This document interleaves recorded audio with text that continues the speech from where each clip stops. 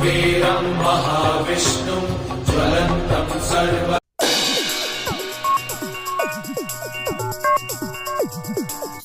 யாவரின் குடும்ப நண்பர்கள் அனைவருக்கும் வணக்கமும். வஜ்ரகாய வித்மகே தீஷ்டதனுஷாய தேவகி தன்னோ நரசிம்ம பிரசோதியார். இப்ப நம்ம பார்க்க போறது சங்கட அர சதுர்த்தி. சங்கட அர சதுர்த்திக்கு ஒரு தனி கதை உண்டு. பட் இப்ப ஆடி மாசம் வர சங்கட அர சதுர்த்தி விநாயகர் வழிபாடு. இந்த விநாயகர் வழிபாடு எப்படி செய்யணும் அப்படின்றத பார்ப்போம். இந்த விநாயகர் வழிபாடு கோவில்ல பாத்தீங்கன்னா விநாயகருக்கு சங்கட அர சதுர்த்தி சாயங்கால மாலையில அபிஷேகம் நடக்கும். மாலை அதாவது சாயங்காலம் அபிஷேகம் நடக்கும். அப்ப விநாயகருக்கு அபிஷேகம் நடக்கும் போது அபிஷேகத்திற்கு தேவையான பொருட்களை வாங்கி கொண்டு வந்து தரலாம். அதே போல் அருகம்புல்லால் செய்த மாலையை விநாயகருக்கு சாட்டலாம். அதே போல் மோதகம் அதாவது கொழக்கட்டை சுண்டல் இது ரெண்டுத்தையும் விநாயகருக்கு நேவேதியமாக படைக்கலாம். இதெல்லாம் பண்ணலாம். பிளஸ் சந்திர தரிசனமும் செய்ய வேண்டும்.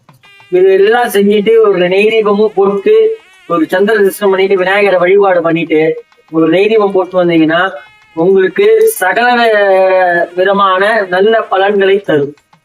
அதே போல வழிபாட்டு முறை அப்படின்னு பாத்தீங்கன்னா நீங்க அதிகாலையில எழுந்து குளிச்சுட்டு உங்க பூஜை அறையில இருக்க விநாயகருக்கு, அதாவது உங்க வீட்டிலேயே ஒரு விநாயகர் வச்சிருப்பீங்க சின்னதா, கண்டிப்பா எல்லாருமே வச்சுக்கோம். அந்த மாதிரி வீட்டுல வச்சிருக்க விநாயகருக்கு ஒரு நெய் தீபம் ஏற்றி மனதார வேண்டிக் கொள்ளுங்கள். நீங்க எதை கேட்கிறீங்களோ அந்த வரத்தை அள்ளி தரக்கூடிய பெருமான் விநாயகர் பெருமான், முழுமுதற் கடவுளான விநாயகர்.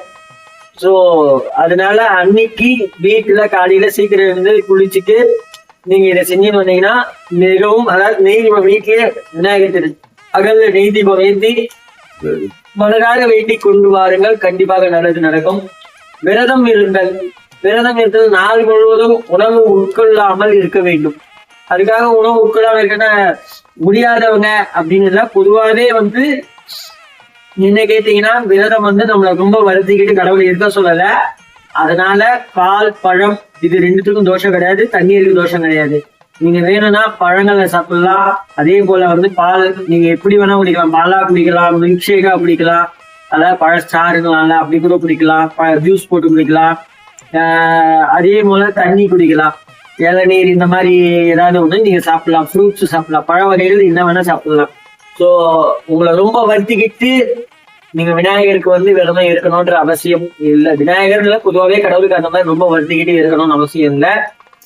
முடியாதவர்கள் இதை நீங்க செஞ்சு விரதம் இருந்து வந்தீங்கன்னா நிறைய நற்பலன்களை தரக்கூடியவர் விநாயகர் பெருமான், முழுமுதற் கடவுள்.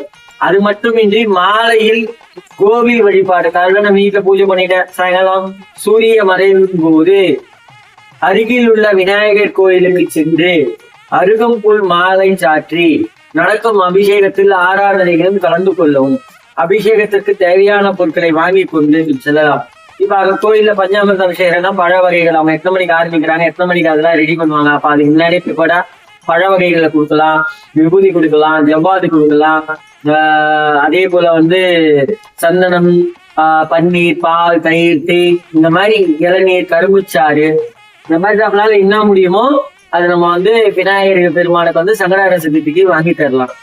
அருகம்புல் மாலை சாட்டுவதால் என்ன ஆகும் அப்படின்னு பாத்தீங்கன்னா, என் வீட்டுல என் கணவர் ரொம்ப பிடிக்கிறாரு அப்படின்றவங்க நல்லா பிரார்த்தனை பண்ணிக்கிட்டு அருகம்புல்லால மாலையை சாப்பிட்டீங்கன்னா உங்களுக்கு கண்டிப்பா அந்த குடிப்பழக்கத்துல இருந்து அவர் வெளியில வரக்கூடியான ஒரு விசேஷம் நடக்கும். அதே போல பசங்களோட படிப்புக்கும் வீட்டுல அமைதி ஏற்படுறதுக்கும் இது மிகவும் உதவியா இருக்கும்.